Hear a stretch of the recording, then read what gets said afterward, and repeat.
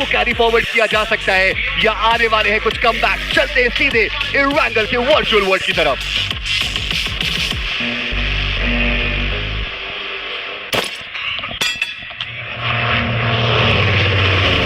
चलिए बात करते हैं एरांगल की। हमने रोंडो में बहुत अमेजिंग एफर्ट देखा टीम्स की तरफ से, बट लग तो रहा है कि काफी स्लो शुरुआत हो सकती है इस एरांगल के अंदर।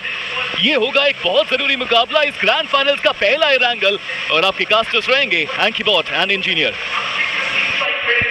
जी हाँ बिल्कुल, मैच नंबर 2 हमारे सामने देखने को मिलता हुआ, और जिस प्रकार से वाइल्ड फैंग्स ने आज के दिन की शुरुआत की है, क्या बढ़िया वो शुरुआत हमें देखने को मिली। बशर्ते अब सवाल ये बनता है कि कितने ज्यादा वो कंसिस्टेंट अपने आप को रख पाएंगे। फ्लाइट पाथ वेस्टर्न साइड्स को बहुत ज्यादा फेवर करता हुआ, वो सारी टीम जो वेस्टर्न एरियाज पर खेलना पसंद करती है बहुत ही आसानी से अपने आप को अपने ड्रॉप तक लेकर जा सकती है। मैं देखना चाहता हूं कि नेबुला ई स्पोर्ट्स क्या वो अब शेल्टर प्रिजन की तरफ जाएंगे या फिर हॉस्पिटल से ही अपने सफर को शुरू करेंगे। उसके अलावा ओजी एंकी ये भी एक ऐसी टीम है जो रोजॉक पे खेलते जरूर है, बट जब हम पुराने आंकड़ों की बात करते हैं मिल्टा पावर से वो टीम बेहतर देखने को मिली है जब वहां से उन्होंने अपने गेम को शुरू किया है। जी हाँ, और अब देखना इंपॉर्टेंट रहेगा कि यहाँ पर शुरुआत एरांगल की वो किस प्रकार से करना चाहेंगे। ओरांगुटान लगता तो है कि रोजोक को वो छोड़ने के मूड में है नहीं। टीम गॉड लाइक वो पोचिंकी के जो इलाका है उसको अपनाने वाले हैं, एंड टीम मिथ उन्होंने भी अपने ड्रॉप में जो एक बदलाव है वो जरूर किया। इससे पहले हम देख रहे थे कि वो मिल्टा और फार्म के बीच में कहीं उतरते हुए नजर आते थे, बट इस बार वो गाटका और उसके अराउंड के जो कंपाउंड्स रहते हैं वहां पर गए, और देखना ये है कि कितना बेहतर वो उस पर्टिकुलर एरिया से खेल पाएंगे। सर्कल पूरी तरीके से south western side of the map को फेवर करता है, और ऐसे में वाइल्ड फैंग्स क्या वो नोवो रेपनॉय की तरफ बढ़ रहे हैं, वो भी देखने वाली बात है। चलिए, सर्कल तो बहुत ही अलग अद्भुत बना है, और शायद ऐसे सर्कल पे खेलना बहुत ज्यादा मुश्किल रहेगा टीम्स का। मैं एक्सपेक्ट करता हूं कि ऐसे समय पे एक साउथ वेस्टर्न शिफ्ट अगर दूसरे सर्कल का हमें देखने को मिला तो कहानी किस प्रकार से बनेगी। K9 के प्लेयर सेवर्नी के एरिया पे अपने आप को आसानी से लेकर जाते हुए ओजी, जैसा कि हमने चर्चाएं भी करी कि रोजॉक, हाँ उनका वो प्राइमरी ड्रॉप हमें देखने को मिलता है, बट ऑलरेडी हमने कहा जैसा कि सेमीफाइनल्स में मिल्टा पावर से वो टीम बेहतर देखने को मिली थी। मुझे याद आता है सेमीफाइनल्स का वो दौर जहां पर वो एक बढ़िया एरेंगल का चिकन निकालना, वेनम का वो बढ़िया 1v3 करना नॉनेक्स को, और उसके बाद ये टीम हमें ग्रैंड फाइनल्स में देखने को मिल रही है। हालांकि चुनौती अभी ये है कि यासना या पोलियाना तक अपने आप को लेकर जाना है, लूट करनी है, और उसके बाद सर्कल के अंदर जगह भी बनानी होगी। इतना आसान रहेगा नहीं, और समय जो वो व्यतीत करेंगे वो बहुत ज्यादा डिफाइनिंग फैक्टर भी हो सकता है, क्योंकि पॉसिबिलिटीज इस चीज की भी है कि मल्टीपल टीम्स वो सर्कल के सेंटर को प्रायोरिटाइज करने की कोशिश करे, और ऐसे में देखना इंपॉर्टेंट रहेगा कि विक्टोरियस थॉमस वो कितनी जल्दी अपनी लूट कंप्लीट करके जो वापसी है वो कर पाएंगे। टीम रेकनिंग मिलिट्री बेस का वो एरिया जहां पर अपनी लूट वो कंप्लीट करना चाहते हैं। वाइल्ड फैंग्स अभी तक वो नोवो रेपनॉय की तरफ गए नहीं है, हालांकि गोल्डन पिछले मुकाबले के MVP उनको एक व्हीकल जरूर मिला है, और जो सोस्टोव का आइलैंड के नॉर्दर्न शोरलाइंस होती है वहां के कंपाउंड्स में अभी वाइल्ड फैंग्स लूट करती हुई नजर आ रही है। तो एक बात तो तय है कि अभी के लिए वाइल्ड फैंग्स के पास लूट उतनी बेहतर नहीं होने वाली। बट देखिए, विचार और योजना बहुत अच्छी बनाई, प्लानिंग प्लॉटिंग अच्छी थी। वो जानते थे कि फार्म की तरफ से अगर व्हीकल उठाने गए तो मे बी RMTX के अगेंस्ट उन्हें वो रोटेशनल फाइट लेनी पड़ सकती है व्हीकल के दौरान। इसके चलते मिनी आइलैंड से व्हीकल उठाएंगे, और आने वाले समय में हो सकता है कि मिल्टा बहुत ही आसानी से वो टीम हमें जाती हुई नजर आए। बट जब हम बात करते हैं सोल की, क्या बढ़िया वो परफॉर्मेंस हमें देखने को मिला। पिछले मैच में 13 फिनिश निकाले। लेजेंड का वो एक धमाकेदार नेड हमने देखा था जहां पर 2 नेड से 4 प्लेयर्स को उन्होंने बाहर किया था, और जैसा कि हमने चर्चाएं भी करी थी वाइल्ड फैंग्स बाहर किया था, और जैसा कि हमने चर्चाएं भी करी थी वाइल्ड फैंग्स वो उनके मंसूबे तो अभी यही है कि मिल्टा जल्दी से पहुंचा जाए, लूट करके उन्हें एक लंबा सफर तय करके दोबारा से वापस सर्कल के अंदर भी आना है। जी हाँ बिल्कुल, और 2 खिलाड़ी वो पानी के रास्ते से जाते हुए, 2 खिलाड़ी जो सतह से जाते हुए नजर आ रहे हैं, बट अभी के लिए हमें एक स्लैमिंग भी देखने को मिल रहा है।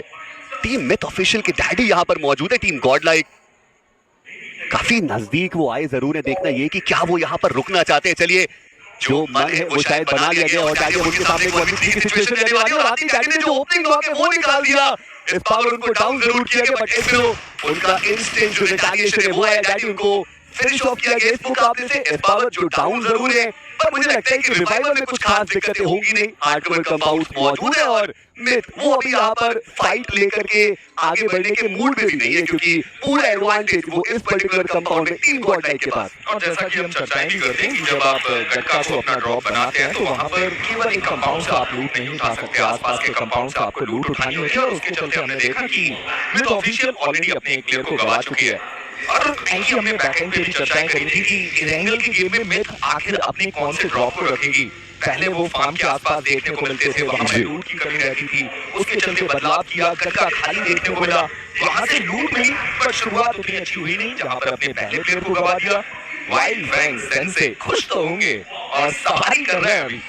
जी हाँ, जो पहला मुकाबला है वो वाइल्ड फैंग्स के लिए बहुत बढ़िया गया। एक उम्दा चिकन डिनर निकाला, 29 पॉइंट्स उस रोंडो से वो लेकर के गए। और इंजीनियर सच में देख के बहुत अच्छा लगा कि मल्टीपल टीम्स का जो इंटेंट था वो रोंडो में क्लियर था कि उनको अग्रेशन ओरिएंटेड ही खेलना है, बट फिर भी कुछ टीम से जिन्होंने एक अलग स्ट्रैटेजी अपनाई। फॉर एग्जांपल किराइन, जिनके रोंडो इतने ज्यादा स्ट्रॉन्ग है। हमने बात करी कि बीएमएसडी में जब रोंडो पहली बार इंट्रोड्यूस हुआ था कॉम्पिटिटिव सिनेरियो में, वो पहला चिकन डिनर वो लेकर के गए थे। इस टूर्नामेंट के अंदर भी हाई फ्रैगिंग जो मैचेस है वो निकाल के गए, बट इस मैच में जो किनाइन के मंसूबे थे वो थोड़ा पोजीशन ओरिएंटेड ज्यादा खेलने के थे और इवेंचुअली रश बॉय आए और उन मंसूबों पर भी पानी फेर दिया उन्होंने। और एक ऐसी टीम से आपकी टक्कर हुई जो ऑलरेडी ग्राइंड में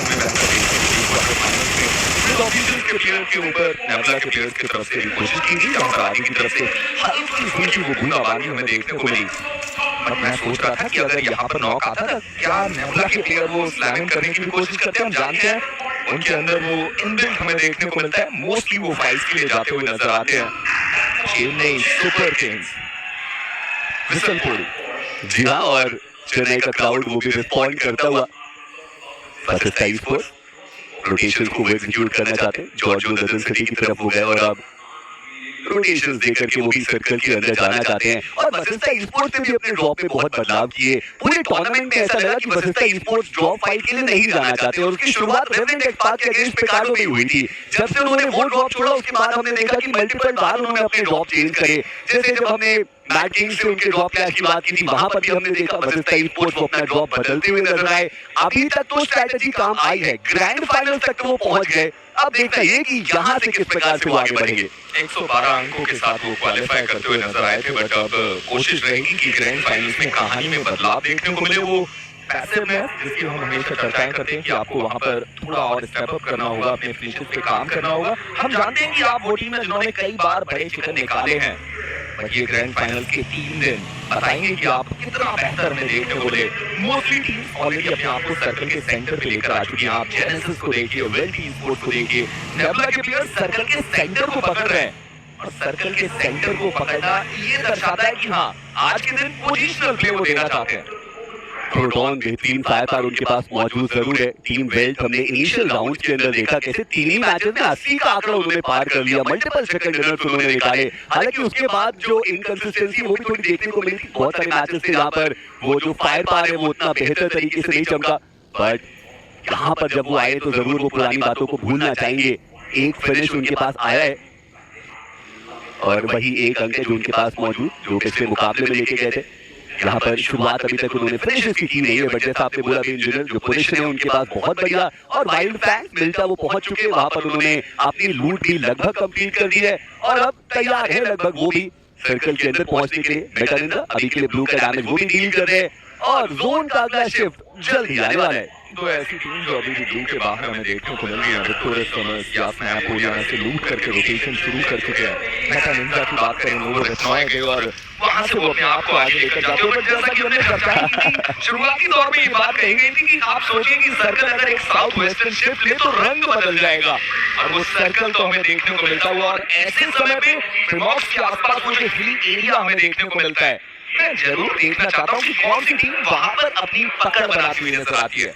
पर मुश्किल सर्कल है ये खेलने के लिए, इतना आसान रहेगा नहीं। ओपन एरिया बहुत ज्यादा है, टेरेन का भी बहुत ज्यादा जो प्रॉब्लम्स है वो यहाँ पर टीम फेस कर सकती है। हालांकि विजेस का एडवांटेज उठाया जा सकता है और ऐसे में अब वो टीम जो लेट रोटेट करके आई उनके लिए भी थोड़ा चैलेंजिंग जरूर रहेगा। टीम गॉडलाइक देखना इंपॉर्टेंट रहेगा कि वो सर्कल के अंदर एंट्री किस प्रकार से बनाएंगे। रेवेंट एक्सपार्क वो ईस्टर्न एजेस को it might be possible prioritise करने की कोशिश करें, बट टीम K9 एक बार फिर से कुछ पोजीशन ओरिएंटेड प्ले जैसे कि हमने बात करी उसी की तरफ बढ़ने की कोशिश, जहां पर सबसे पहले वो उस सेंट्रल एरिया को अपना बनाना चाहते हैं, बट अभी भी स्प्लिट मौजूद है K9 के खेमे में। आप कितना भी बेहतर खेलते हो बट ग्रैंड फाइनल्स का वो दबाव तो आपके चेहरे पर जरूर हमें देखने को मिलेगा, चाहे वो कोई भी टीम हो, चाहे वो K9 हो, नेबुला हो, LEFT हो, सोल हो, हर एक टीम के चेहरे पे वो दबाव हमें जरूर देखने को मिलेगा। जानते हैं कि ये वो टीम खास दिन उन्हें बनाने होंगे, सर्वश्रेष्ठ प्रदर्शन करना होगा। नेबुला के प्लेयर को नॉक किया। What? Oh my God! Nebula के प्लेयर से नॉक निकाले। That's a clutch! That's a 1v3 रियू, क्या बढ़िया वो गेम। ओजी के प्लेयर्स को पल भर में, क्षण भर में बाहर कर दिया गया। ओरंगुटैन आए और ओरंगुटैन चले गए, और वो भी नेबुला के उस खिलाड़ी ने ये करके दिखाया है जिन्होंने सबसे कम मैचेस के लिए BJS 2026 में, अगर हम नेबुला की बात करें तो, और उनके ऊपर भरोसा दिखाया आदि ने। He delivered at the right time. ये 3 फिनिशेस क्रूशियल है, ये 3 फिनिशेस यू का कॉन्फिडेंस बढ़ाने के लिए बहुत क्रूशियल है। और अब देखना इंपॉर्टेंट है कि नेबुला वो और कितना ज्यादा मोटिवेट हो सकते हैं। मीनवाइल टीम गॉडलाइक सर्कल के अंदर जो एंट्री है वो उनकी हो चुकी है, बट उनके सामने टीम जेनेसिस एंगल पे स्टैट जेनेसिस के बहुत ज्यादा स्ट्रॉन्ग, अच्छा एरिया उन्होंने होल्ड करके रखा हुआ है, पर एडमिनो इकलौते यहाँ पर देखने को मिल रहे हैं। बाकी के प्लेयर्स अभी भी थोड़ा पीछे की तरफ मौजूद। वो ग्रेनेड थोड़ा कुक ज्यादा हुआ, सही जगह पे गया नहीं, और अब देखना अहम रहेगा कि एडमिनो वो कितनी जल्दी बाकी प्लेयर्स की तरफ जाएंगे। चलिए शुरुआत कर दी उन्होंने। और दूसरी तरफ आरएनटीएक्स के प्लेयर भी वाइल्ड फैंग्स के अगेंस्ट एक फाइट में इन्वॉल्व होते हुए नजर आए, जहां पर वाइल्ड फैंग्स के सरपंच को इस गेम से बाहर कर दिया गया, और अब आगे के सफर को केवल 3 प्लेयर्स के साथ में आगे लेकर जाना पड़ेगा। जेनेसिस बात कर रहे हैं क्वेरी जैसे इलाके की, जहां पर वो अपनी पकड़ बनाना चाहते हैं, और उसके साथ साथ आप देखिए कि वेल्ट ई-स्पोर्ट्स के प्लेयर भी उसी एरिया पर देखने को मिलते हैं। बट ये वो मोमेंट था जहां पर रियू बिल्कुल शांत थे, उन्होंने मौका नहीं दिया, आरू को नॉक किया, उसके बाद वो विस्गॉड को डाउन करते हैं, आरू को भी बाहर किया, और देखते मात्र 4 से लेकर 5 सेकंड बाहर कर दिया गया पूरी टीम को। जी और सर्कल का अगला शिफ्ट एक और खतरनाक शिफ्ट हमें देखने को मिलता हुआ। ये हार्ड सदर्न शिफ्ट है, और टीम तमिला को आप देखिए सबसे पहले व्हीकल लेकर के वो आगे बढ़ना चाहते हैं। टीम सोल बेहतरीन रोटेशन सर उनके द्वारा भी देखने को मिली, लगभग सेंट्रल एरिया उनके पास मौजूद है। टीम में चलिए डैडी के रूप में कैजुअलिटी जरूर आई है, बट बाकी के 3 प्लेयर्स अभी भी जोन के एक अच्छे पोजीशन में हमें देखने को मिल रहे हैं। बट दिक्कतें यहाँ से बढ़ेंगी टीम K9, उनको अब थोड़ा राउंड द सर्कल रोटेट करके सर्कल के अंदर आना पड़ेगा। Wild Fangs, Victorious team Godlike, team Revenant Xspark, आसान हिलेंगी ये रोटेशन। और वेल्ट के प्लेयर सीधे स्लैमिंग करते हैं रैकिंग के करीब। रोमन एक घर में, लविश एक घर में, और उनके ऊपर 2 प्लेयर एक साथ स्लैमिंग करते हुए लविश को डाउन किया। रोमन ने रिटेलिएट किया, प्रोटोन करीब गए, प्रोटोन ने भी नॉक निकाला। वेल्ट ई-स्पोर्ट्स ने रैकिंग के 2 प्लेयर को एलिमिनेट किया। बट साहिल वो रेस्क्यू के लिए आए जरूर, एक ग्रेनेड वो कनेक्शन बना करके जाएगा। टीम वेल्ट मुश्किलें बढ़ सकती है, और अब जिम्मेदारी उस खिलाड़ी पे आई है जो टीम वेल्ट के MVP है। देखना ये कि क्या वो इस सिचुएशन को संभाल पाएंगे। टीम रेकरिंग रिटेलिएशन बहुत उम्दा तरीके से उन्होंने करके दिखाया, बट प्रोटोन जब तक ये खिलाड़ी मौजूद है तब तक टीम वेल्ट की जो उम्मीदें हैं वो बरकरार रहने वाली। वो ग्रेनेड बेहतर, डैमेज बहुत ज्यादा देके गए, और इसी के साथ जो समापन है वो हो चुका है। टीम वेल्ट स्टाइल में एंट्री करी, इनिशियल प्रेशर जरूर उन्होंने इन्फ्लिक्ट किया, पर जो अंजाम था वो रेकरिंग के फेवर में गया है। और देखिए इस अंजाम के बीच में सोल के नकुल ने भी एक अंक बटोरा। आप सोचिए कि जिस प्रकार से वेल्ट के प्लेयर आगे आए थे उस प्रकार से कुछ खास कारनामा कर नहीं पाए। और दूसरी तरफ मेटा निंजा के प्लेयर आरएनटीएक्स के एक प्लेयर निंजा डॉट को बाहर करते हुए, और उसी के साथ वो टीम भी इस गेम से बाहर जा चुकी है। केवल 2 अंक इस मैच से आरएनटीएक्स के पास ओजी 0 के साथ देखने को मिली, और ये वो 2 टीम है जिन्होंने पहला मैच बहुत बेहतर खेला था। विक्टोरियस समर्स ओमेगा बिल्कुल शांत अपने आप को रखते हुए आसपास की इंफॉर्मेशन को भी गैदर करते हुए नेड बचे हुए करीब गया वो ग्रेनेड। जो बाकी के प्लेयर्स है अब वो भी थोड़ा क्लोज इन करते हुए नजर आएंगे। टीम K9 जोन के अंदर जो एंट्री है वो उनको मिल चुकी है, बट अभी भी वशिष्ठा ई-स्पोर्ट्स उनके बहुत करीब हमें देखने को मिल रही है। और ऐसे में वशिष्ठा जो पहले से यहाँ मौजूद है, क्या वो एक बेहतर जाल बुन सकते हैं टीम K9 के लिए, वो एक देखने वाली बात। और अगर यहाँ पे फाइट स्टार्ट होती है तो थर्ड पार्टी इंक्लूजन का आना तो पूरी तरीके से तय बात रहेगी, क्योंकि नेबुला बहुत ज्यादा नजदीक हमें इस एरिया की देखने को मिल रही है। Same goes with victorious summers as well versus esports.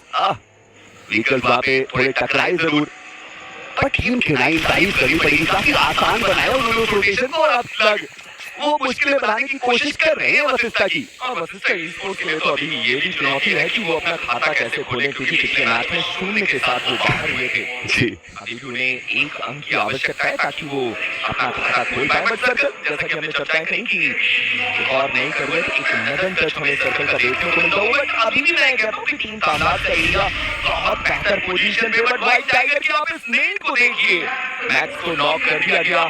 कभी शायद थोड़ी देर बाद उन्हें भी बाहर किया जा सकता है, बट क्या उनके बारे में इंफॉर्मेशन है? वो लगातार नेट डाले जा रहे हैं ताकि उन्हें कंफर्मेशन में तब्दील किया जाए।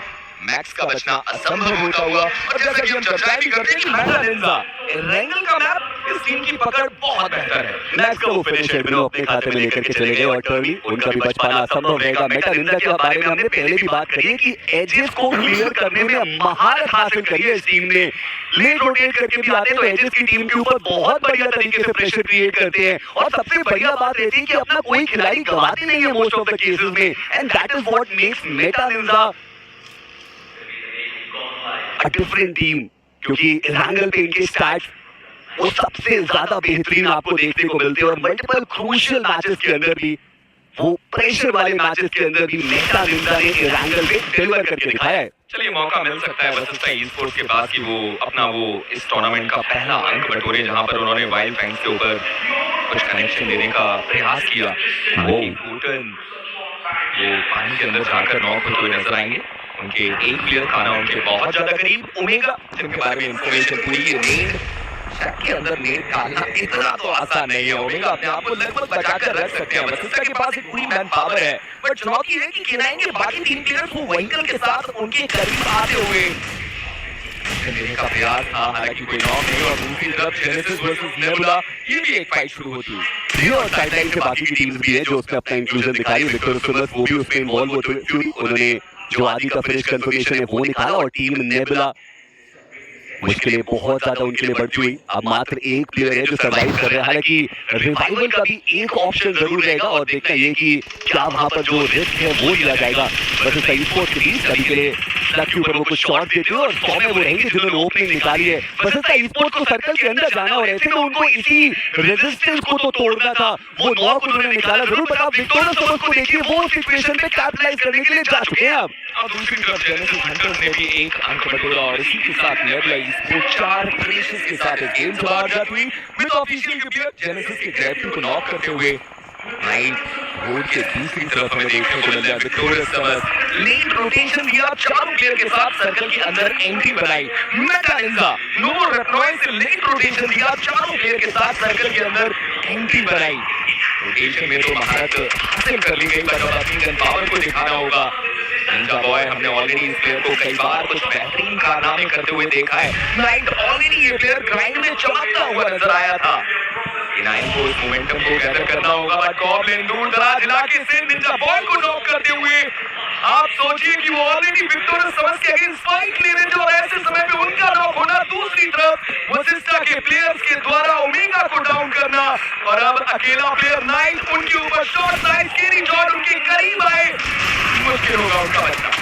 ये विक्टोरिया समर्स अलग नजर आ रही है। विक्टोरिया समर्स अग्रेसिव नजर आ रही है। पिछले मुकाबले में 10 फिनिशेस, यहाँ पर 4 के साथ शुरुआत जरूर करी और अब वशिष्ठा ई-स्पोर्ट्स की बारी। जेनेसिस के हंटर्स उन्होंने एक जो नॉक है वो जरूर निकाले, 20 उन्होंने ओवेस को डाउन किया।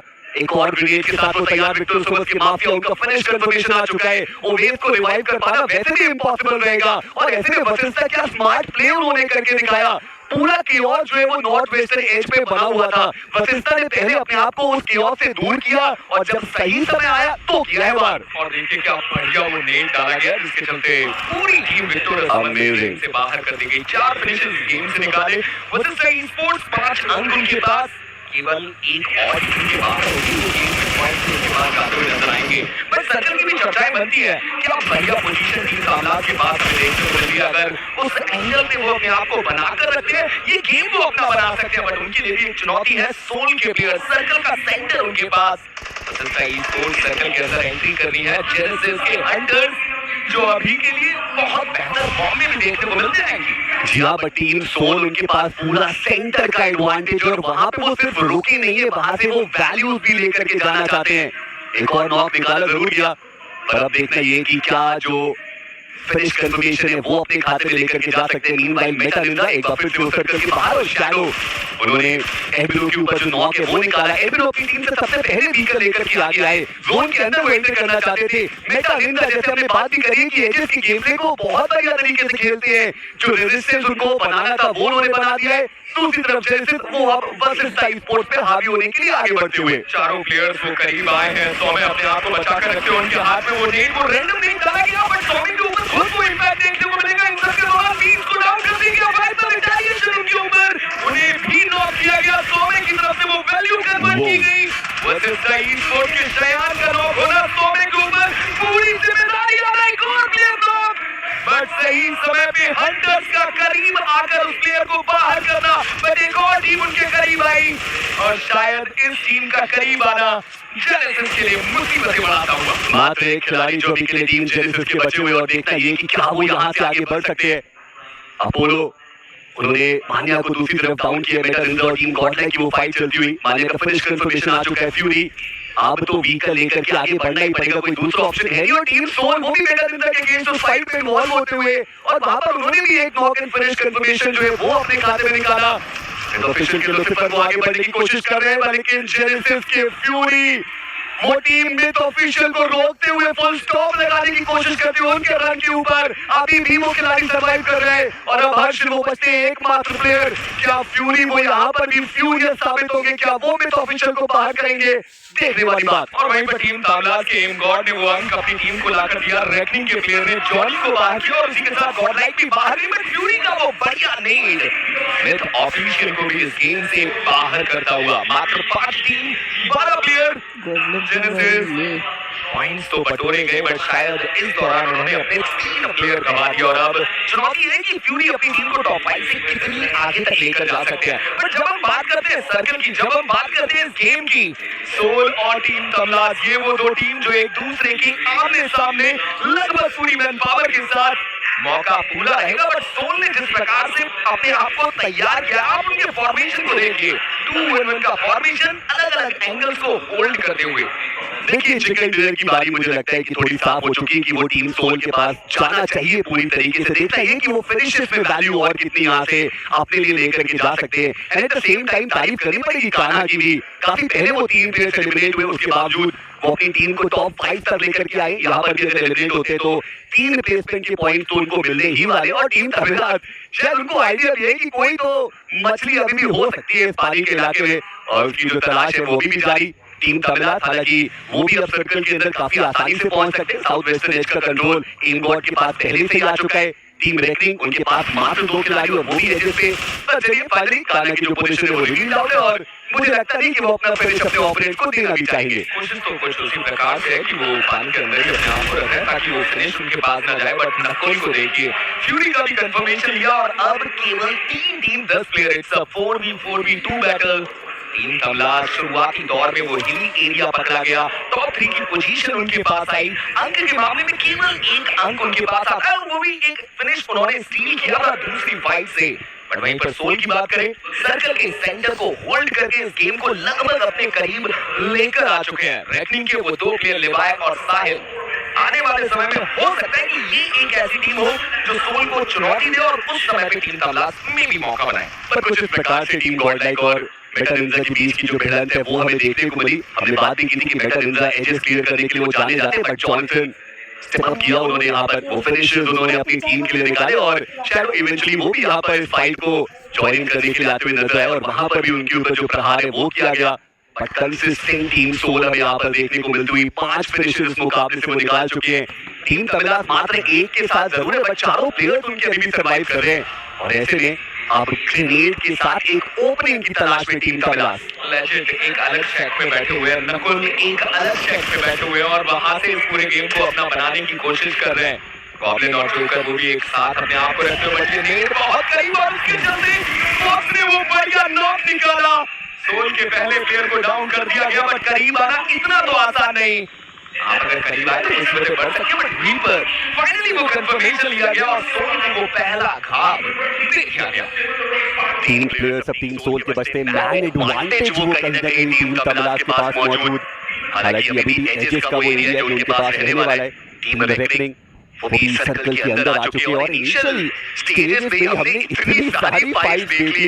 एंड्रियस स्टेज 6 चल रहे हैं, अभी मात्र 9 प्लेयर बचे, 3 टीम्स हमें यहाँ पर देखने को मिल रही है और उसका श्रेय जो है वो काफी ज्यादा जाते हैं जिस प्रकार से हमें सर्कल्स देखने को मिले। और मुझे तो लगता है कि रोंडो ने भी एक डिफाइनिंग फैक्टर यहाँ पर जरूर लेकर के आए, जहाँ पर हमने देखा कि अग्रेशन इतना ज्यादा था, टीम थोड़ी खुलती हुई सी नजर आई और यहाँ पर भी वो फाइट के साथ जो मिड गेम है वो पूरी तरीके से पैक नजर आया।